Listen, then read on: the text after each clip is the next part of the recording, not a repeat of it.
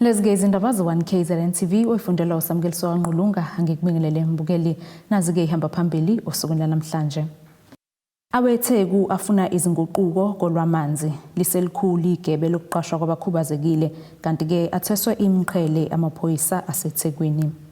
Kanti-ke ezingena manje zithi ibandla lamaNazaretha lihambise umkhuleko kwisilo samabandla NESILO.1KZNTVNEWS Esigodlweni Enyokeni Kwanongoma. Yesabatha-ke namuhla abantu nonke njengoba ke sila Esigodlweni Enyokeni enyakatho nelendlovukazi umthaniya lapho-ke kuqhakaze khona umbala omhlophe emagqumeni namathafa asosuthu njengoba ke inkosi yamaNazaretha unyazi lwezulu kanye nebandla layo bezokotha isilo samabandla isilo umisuzulu kazwelithini. Engxoxweni sithe sabanayo nomunye wabefundisi bamaNazaretha umfundisi uHlatshwayo uyeke wasilandisa ngokuqokwa kwesilo samabandla esihlalweni njengamanje ethi-ke saqokwa yinkosi unyazi lwezulu siseyizinyane lembube. Kanti-ke phakathi kokunye athe akubalula ukukhuza-ke ukwebhana okukhona phakathi kwendlunkulu kaZulu nakholelwa ukuthi yikho sekholele ekuchithekeni kwegazi endlunkulu. Umhlangano kade sophongolo shito sugxamalaza-ke uza la Enyokeni. Lokho waqala lo la angisazi iminyaka mingaki yimi engabe ngihola inhlelo ezazidibanisa isilwe namaNazaretha ngoba kwakunenxushunxushu ekhona.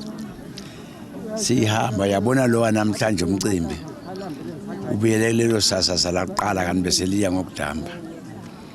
Baleke kakhulu kuba khona kwamaNazaretha kule ndawo yasesilweni ngoba futhi ithanda ukuhlaselwa nezimpi zokudubulana. Manje ke uShembe nje obekhona nje uzonyathela yonke le yonto ukuthi ayiphele. Bekunophoyisa nje uJenene ngiyasikhohlisa isibongo sakhe uyena obefisa nokubona uShembe ukuthi akayikhuze embhojeni ngoba engathi inehlazo lokuthi engathi kunamaNazaretha akuzo lezimpi ngenxa yomndeni. Kanti mayiNazaretha ungaphezulu komndeni wena mthobisi wabantu abanomoya ophezulu wena wazi ukuthi ufuze mawulwa uyonyazini isilo sokuqala ezilweni zonke. uShembe wafika esilweni sakwaDlamahlahla uSolomon kaDinizulu yena afikela kuye ubaba mkhulu ezomtshela ukuthi nanti udumo likaJehova kodwa lesi sikuphambisa isandla sithi ngiyayikhetha inkosi yasebuhleni bamaNazaretha yilesi esingesethu. Kusuku lokuqala sibumbana naye esethelele zonke izinto njengoba ngingasho umlando omncane lapha ukuthi uShembe washo singakahle ukuthi cha uyilokho kodwa kufanele kube khona okulungisayo. Wakulungisa futhi ngesiqesha sadlala uShembe ngesichaze kwase kuba nje kufika la kufika khona namhlanje. Umntwana uThulani Zulu okhulumela indlunkulu kaZulu uthi-ke bayazigqaja ngokusebenza ngokubambisana nebandla lamaNazaretha ngaphansi kwenkosi unyazi lwezulu ngemuva-ke kokuba kuke kwaba nengxushunxushu ezaba phakathi kwaleli bandla kanye-ke nendlunkulu kaZulu ngenkathi-ke kusabusa umdlokombane nokuyisilo-ke esisanda kwebuza. Umlando phakathi kwendlunkulu nesizwe samaNazaretha mkhulu kakhulu ngoba ngo-1910 uIsaya Shembe umqambo wendlela wafika lapho uSuthu ezenkosini Dinizulu akabange sayifica-ke kodwa ngoba yayisithathiwe siboshiwe kodwa mayebuya wafica-ke inkosi Solomon siyazi ukuthi waze washada waganwa uNdlunkulu uZondi kodwa lobo budlelwane buke balahleka baphela nya ngesikhathi kukhona ungadonselani kahle kwebandla nesilo nendlunkulu. Kodwa ngo-2013 unyazi lwezulu lwakuthatha kukho ukuthi cha luzoqondana nesilo bahambele uxolo ukuthi kube khona uxolo. Lokho sakubona kwenzeka-ke ngomhla ka-4 ku-Agasti ngo-2013 kwakhangela amankendlana okwaze sekuphetheka lapha Enyokeni ngoba khona lo mkhuleko nomkidi. Isilo-ke uZwelithini kaBhekuzulu wathi ngaleso sikhathi sekuyothi njalo makuNovember bese kuba nalenkonzo kakhulukazi ngaphambi komkhosi woselwa. Yingakho unyazi luzofeza leso sithembiso ukuthi lwalithe liyasenza kodwa okukhulu kakhulu futhi ukuthi ingonyama ebusayo njengamanje iyilunga vele laManazaretha. Ezindabeni ze1KZNTV kubika umqondisi Miyeni ngesesigodlweni Enyokeni Kwanongoma. Amakhansela amawadi aseningizimu neTheku asezwakalise ungenami ngomphathi olawula ke ukulethwa nokulungisa kwamanzi ezindaweni ezahlukene abathi ke akawenza umsebenzi ukugcina ke kubaqhatha nomphakathi. Lamakhansela avezeke kumhlangano benawo nekomiti lezokuhlaliswa kwabantu nokuthuthukisa kwengqalasisinda nala abebese bephakamisa khona ukuthi ke kuzomela kube noguquko oluphuthumayo ngalokhu. Embhekisho yahlukene esiyenzeke endaweni eyisenanda isentuzuma kanjalo nakwamashu yomphakathi bizwakalisa ungenamela nokulethelwa amanzi isiyenza amakhansela akulama ward acela umhlangano ophuthumayo nekomiti lezokuhlaliswa kwabantu ikhalaza mayelana nomphathi okuyena osingethe udaba lokulethwa kwamanzi kulezi ndawo. Kuthe ezinsukwini ezimbili ezedlule sasesihlela umhlangano namakhansela kuma areas asenorth ekutheni sikwazi ukudingida udaba lamanzi kulama wadi akhele indawo yasenorth njengoThongathi koMashu Ntuzuma nakoNanda. And then so lapho sibonile ukuthi ziningi izinkinga esisabhekene nazo ekutheni sisombulule inkinga zamanzi since uApril uyikhukhula. And then so umhlangano ubumayelana nalokho ukuthi amakhansela asazise ukuthi njenge leadership ukupho okunye okusafanele sikwenze. Umkhize uthi nakuba zikhona inkinga zamanzi ngenxa yezikhukhula ezabakhona ngoApril kodwa banazi izinhlelo zamaloli okuletha amanzi kulezi zindawo yize engenele. Okwamanje sinazi indawo bezikade zinamanzi engenawo amanzi amapipe anqamukile njengobusho. And then so into esisebenzisayo ama-water tankers. Ama-water tankers every day siyawafaka ekutheni awazi ukuthi alethele abantu amanzi. Kodwa siyaqonda futhi ukuthi ama-water tankers ethu esinawo awanele. Ingakho umkhandlu sisanda kuthatha isinqumo sokuthenga ama-water tankers awu-54. So maduzane silindele futhi ama-water tankers azokwazi ukuthi agcwalisele kulesi sibalo sama-water tankers esinawo. Kulomhlangano lamakhansela aphakamisa ukuthi axoshwe lomphathi okuyena kumele ngabe usingethe udaba lwabo ngoba bekhala ngokuthi akawenze umsebenzi. Uthi Umkhize basenze uphenyo mayelana nalesi siphakamiso beze bebheka ukuthi yiphenye indlela abangenza ngayo ukuthi uhlelo lwamanzi luhambe ngendlela kule ndawo. Sisathe asihlehle sibuye siye ema-ofisini ethu siyobheka le information amakhansela asinikeze yona kuzothi ngomhla ka2 kuDisemba sibuyele emakhanseleni futhi siyonikeza ukuthi izimpendulo ukuthi kulezi ikhalazo eziningi abasinikeze zona suholi benikezela nomeya ubaba uKhawunda iziphi izinto esesizenzile ekutheni sizilungise nokuthi kuphe kunye sokwenza okuhlanganisa nangaye lo umphathi noma umsebenzi womkhandlu wabathakenzi kahle. Kutebogo Sibisi eThekwini. Uhlalo wekomiti elibhekelele abantu abakhubazekile eMzumbe uAndile Shozi uthi ke izohulumeni wabeka u7% ukuthi ke izikampani ziqasha abantu abakhubazekile kodwa ke uma uhambele izikampani eziningi kakhulukazi nakuhulumeni abekho ke abantu abakhubazekile abasebenza khona. Ekhuluma ke neziko lezindaba uShozi uthi ke ngesikhathi sokhetho bangenelwa ezindlini bezovotiswa kodwa ke ababhekelelwe ukusho lokho ngesikhathi kunomviliyelo ohlanganisa abantu abakhubazekile ngezindlela ezahlukene endaweni yaseMzumbe njengoba ke kuyinyanga yokubungaza abantu abakhubazekile. Ukhala ngokungabhekelelwa kwabantu abakhubazekile usihlalo wekomiti elibhekelela abantu abakhubazekile endaweni yaseMzumbe. Uthi makufanele kuvotwe bangenelwe ezindlini kodwa izinkampani eziningi azibaqasha abantu abakhubazekile. Uthi ngisho makuvulwa izinkampani kusebenziswa abakhubazekile kodwa bona bebe bengazuzi lutho. Ukusho lokhu ngesikhathi kunomviliyelo ohlanganisa abantu abakhubazeke ngezindlela ezahlukene endaweni yakhona eMzumbe. Ipercent eselikhona for abantu abakhubazekile mangabe kuqashwa it's 7% njengamanje. Kodwa kuyimanje mangathi uyahamba uyobheka emindaweni eziningi ezinogava ekusebenza ekuyindawo zikahulumeni abantu abadisable khona abekho khona. And akekho ngisho nalo ufike ngabe ungene mhlambe kuthiwa general worker okungenani akathifumaneki indawo. Kodwa uma ngabe kufuze khanje kuyovotwa size singenele ezindlini bese nisama special vote nakho konke. Kuma business amaningi aregistrwe kwafrenywa ngathi ngaphambili. Kwathi ukhona usibanibani ukhubazekile bese abantu besikora more point ithenda lo muntu liphumelele kodwa mina ngihlele emumva angazi kuningi abakwenzayo esingathi masikubalula nabanyani babothi kudlaliwe ngathi. ushoza ukhuza isihlava sokuhlukunyezwa kwabantu abakhubazekile uthi bathola ukuhlukumezeka ikakhulukazi mabehambela iziteshi zamaphoyisa kanti nasemtholampilo uthi into efanayo bayahlukumezeka. Sihlukumeza nje ema-police station kwenye inkathi. Khona kunye engakwenza nje kube simple nje. La eclinic mangena khona ngithatha ama-condom mthiwa ngiyowenzani na ngibe ngikhubazekile. Kanti we don't deserve into ukuthandwa nje sikhubazekile. Asiphili nakho ukukhubazeka. We are also human being like others. And ukuhlukunyezwa kwethu akukho kuhle. Abanye abazali it's hard for them to accept ukuthi banabantwana aba-disabled. Agcina umntwana esemvalela ngaphakathi endlini angamkhipheli ngaphandle. Sigcine ke sesithwala kanzima kanjalo but iningi lethu lifila under pressure and it's hard to accept ukuthi usuke u-disabled uma ngabe umzali wakho phila naye ehluleka ukwamkela nomphakathi ungakwamkeli.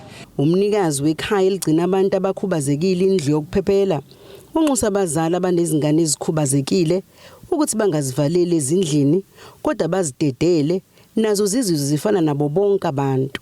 Sihamba nabo in public sizofuntshela abantu ukuthi bangabavaleli ezindlini amalungelo abo bangabahlukumezi kodwa kumele ukuthi babaphathe kahle.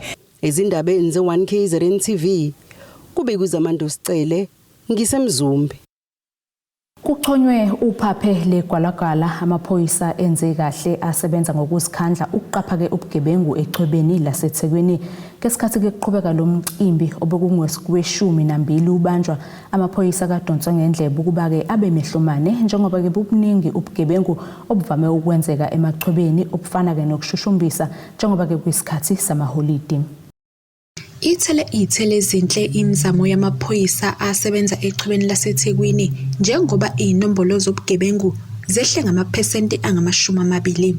Lokhu kuvele emcimbini okromelisa namaphoyisa asebenze ngokuyikhandla emkhakheni yahlukene kuleli chweba. Our records reflect some of the achievements in terms of illicit goods seized to the value of more than 560 million. With 185 A arrests and 3,734 B crime arrests. The J534 issued fines are in the total more than 3 million. Give yourself a big round of applause, colleagues. And crime combating statistics, which have actually yielded the result with a decreased by 20%, going beyond the statistics. 3 more significant questions arise. Are port users safe and do they feel safe? Does SAPS make people in the ports feel safe? Bekuyinjabulo yodwa kulamaphoyisa abe yingxenye lomcimbi obekunguwe12 wasungulwa. Umsebenzi walamaphoyisa ukuqapha impahla ephumayo kanye nengenayo ngemkhumbi kanti phakathi kodle umhlanganiso umseshi udlala okwaze ukuphothula ngempumelelo amacala ali-15. Ekhuluma neziko leindaba udaluleke ukuthi phakathi kwayishaya isifuba ngakho ukubopha abasolwa abayi7 ababesolwa ngokweba ikhopha nokwathi-ke kuphela usuku base bevalelwe bonke. Okuyiyona nto ehamba phambili emachwebeni or echwebeni lethu untshontshwa. So because abantu imisebenzi ayikho so mabebona ichweba babona opportunity ukuthi bazicebise ngokuthi bazokhomitha amacala ukuthi bantshontshe izimpahla. So ama cases lawo asinika inkinga on daily basis. Sometimes uyawathola ama cases njengokuthi kugqekezwa ama container abanye basebenza bathathe icontainer yonke. So actually theft yona ehamba phambili emahaba ngoba kunempahla so abantu bathola opportunity bantshontshe badayisa. Leli chweba lingelikhulukazi kuleli njengoba ke iningi lempahla ingena lapha ebese ke isabalaliswa kulolonke elakuleli. Kunxuswe amaphoyisa ukuba aqinisekisa ukuthi ke akukho okungena kuleli ngendlela engafanele kwazise lokho kungabeka engcupheni impilo zabantu emphakathini kuphinde kukhinyabeze nomnotho wakuleli. We are all aware that there will never be any investor who will want to invest in any environment that is actually having a challenge of crime. So if Durban Harbour is not safe, there will never be anyone who would like to invest in Durban Harbour. So we have a very important strategic role that we play in ensuring that in order for us to boost the economy of the country, that we from South African Police Service, we have a critical role to play. NESILO.1KZNTV, kubikuntomkhona mvubu eThekwini. Asike sisishelele ezitolo sizobuya siqhubeke nazo indaba zethu.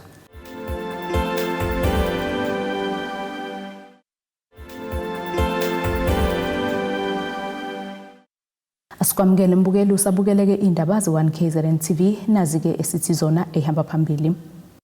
Awetheku afuna izinguquko kolwamanzi liselikhulu igebe lokuqashwa kwabakhubazekile kanti ke atheswe imqhele amaphoyisa aseThekwini. Uhlalo wesanthakho kwisifunda ugu ulizwi maphumulo uncoma ke uhlelo lokuxosha imlutho edolobheni lasePotchefstroom ebihlalisela ubhojozi umphakathi njengoba ke izinga lobugebengu liphezulu. Umaphumulo kusho lokhu ngesikhathi ke kuvula ngokusemthethweni amahhovisi ka-Association wasemthwalume azobhekelela ke inhlala kahle yomphakathi. Ekhuluma ke neziko lezindaba uthi ke umphakathi usuzokwazi ukubika izigameko zokungaphatheki kahle uma kwenziwa ke abashayeli bamatekisi. Umphakathi wasemthwalume eGunelson eNingizimu nesifundazwe KwaZulu-Natal osebenzisa amatekisi usuzoba nendawo lapho uzobika khona izinselelo abangase bahlangabezane nazo uma besebenzisa amatekisi. Usihlalo wesanthakho kwisifunda ugu ophinda beyingxenye Association wasemthwalume ulizwi maphumulo uthi bese kunesikhathi eside lo association ungenali ihhovisi. Since i-association isunesikhathi eside ingenalo i-office sacela nje ama-contribution kuona bawenza ama-contribution isikhathi esakhiwe lona asibanga side kakhulu mhlambe kube isikhathi esingango-4 months. Association ikhona for life akuyona into ezophela kusasa kubalulekile ukuthi ibe nayo into eyi-onayo for legacy kwabanye abasilandelayo babone ukuthi abakade bekhona nazo izinto abazenzile. Umaphumulo uphinde wancoma uhlelo lokulwa nobugebengu ngokuthi baxoshe imlutho edolobheni laseSayid. Uthi kudaleka amathuba omsebenzi njengoba kunabantu abaqaphelela idolobha. Lapho sibonile ukuthi umphakathi wakithi uyasafarisha kakhulu. Abazali bethu, ama-customer ethu, basibethu baphucwa izimali bayagwazwa. Kwaba ne-incident la sizwe khona ukuthi kunomama lapha bekade abambamba inkosi bamgwaze belethe ingane kusho lokho kwesithinta kakhulu enhlizweni. So watholakala ukuthi masithinta namaphoyisa abukeka nawo ukuthi hayi engathi asehlulekile sathinta umasipala naye kwathiwa sehlulekile. So sasesibiza umhlangano wesihlangana ke sincenca ama-association ukuthi hayi sicela kube yithini esisukumayo ukuthi sizame ukulwa nalobugebengu. Usihlalo wemthwalumo Tax Association unqenqa umphakathi ukuthi ulisebenzise leli hhovisi uma benezikhalazo. Ukuthi umphakathi ukwazi ukulisebenzisa kakhulu ezikhalweni zabo esizazi ezinye ngokuthi ofisi elisha mhlawumbe bangavela mabehlukumezekile ngokwabashayeli noma belahlekelwa izimpahla.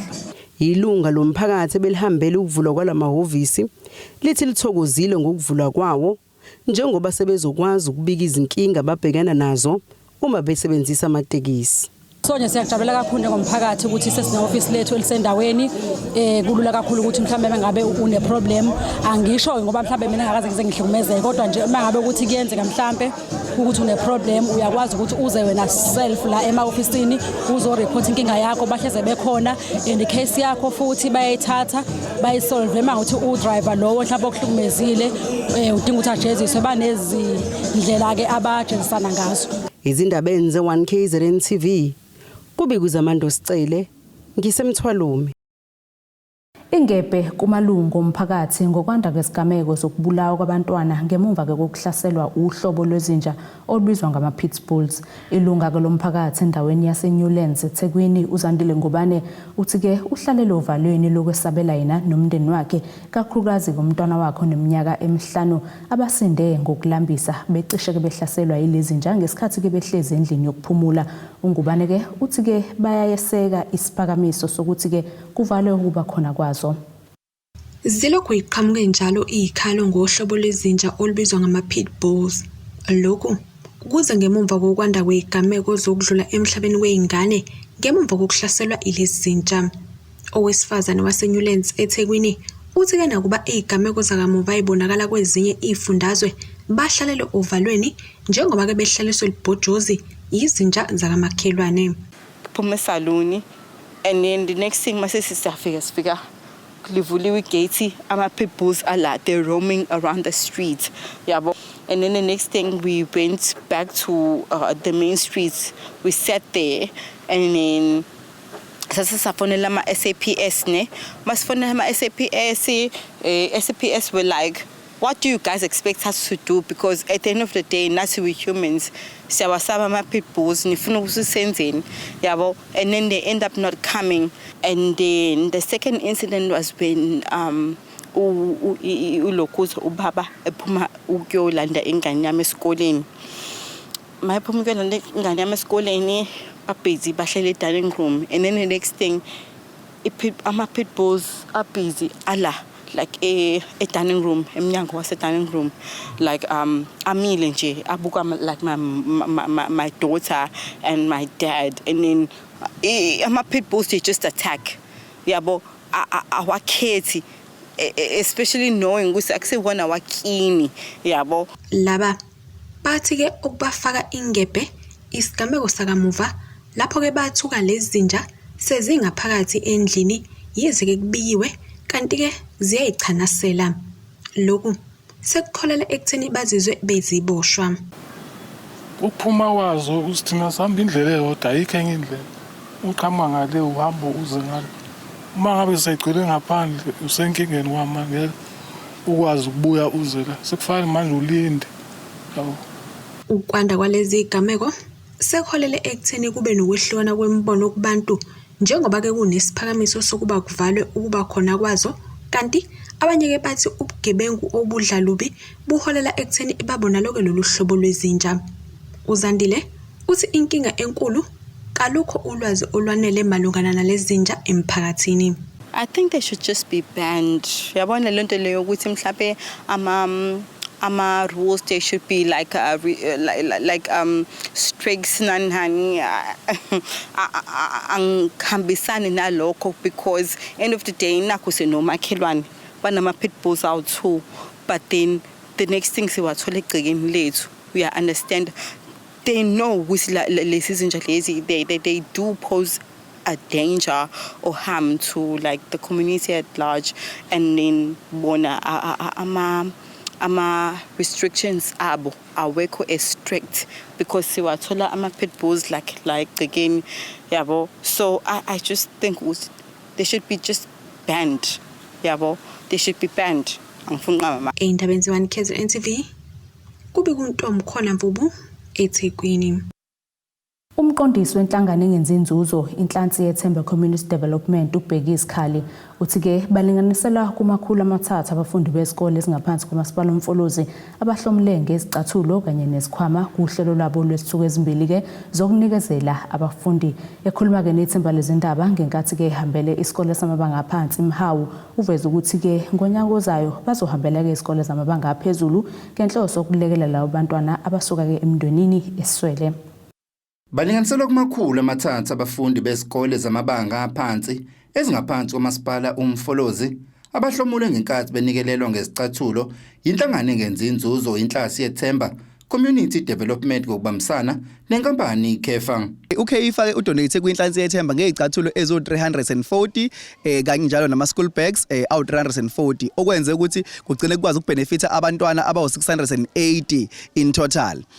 Umkhankaso wethu ke ube usuthi ngoba sithole donation senza kanjani ukuthi sifinyelele ezikoleni, then we work closely with the Department of Education ukwenza isiqiniseko ukuthi si identify izikole lezi esithi zinidi. Uthisha inhloko wesikole umhawu primary ezingezinye zesikole eziyisithupha ezihlomulile kulolu hlelo uthi bayakuthakasela kakhulu abakwenzelwe ilenhlangano kwazise iningi labafundi basuka kwimndeni eswele. Land bengiphethe kabi ngoba besibona abafundi bengezi esikoleni okungenzeka ukuthi nakho lokho umthelelo ukuthi icathulo bebe abanganazo bekwenza ukuthi bengezi esikoleni behamba ngenyawo belimala. labafundi bahlomule ngesicathulo kanjalo nobhaka kanti inkampani iKefa okuyiyona esebenzisana nalenhlangano iveze ukuthi izimisele ngokusiza umphakathi oswele. We are committed to sustainability and partnering with NPOs such as Inhlanhla Themba to reach deep into the communities where we can be of assistance.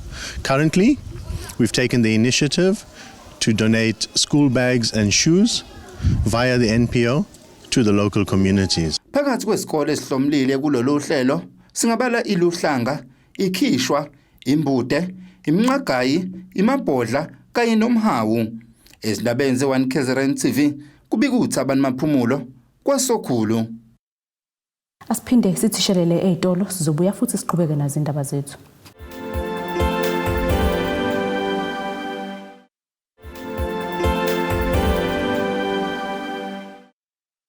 Asiphinde sikwamukele ke mbukeli usabukele zona indaba ze1KZNTV nazi ke besithi zona ehamba phambili. Awetheku afuna izinguquko kolwamanzi liselikhulu igebe lokuqashwa kwabakhubazekile kanti ke atheswe imqhele amaphoyisa aseThekwini. Ake sibheke ke engosini yezomnotho.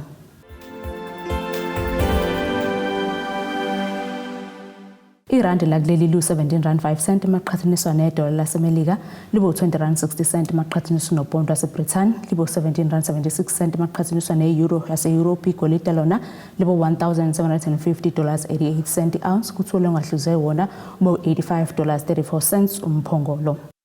Ake sibheke ke engosini yezemidlalo.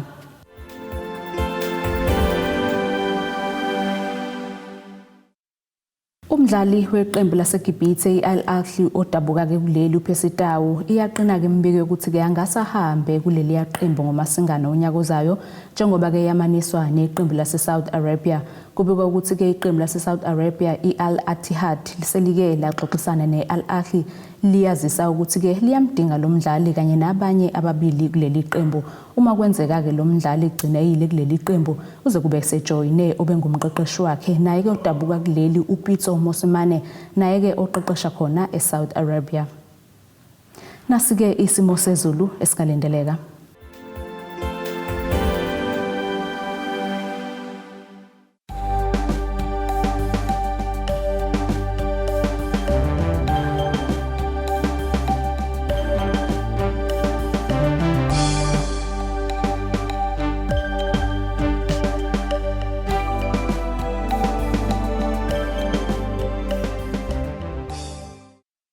Mbukeli ke ziyaguqa bengikuphakela zona usuku namhlanje mina nawe ke sesiyobonana ngonyaka ozayo kodwa ke nginishini nodwa nginishiye ezandleni zoza kwethu nisale kahle emakhaya.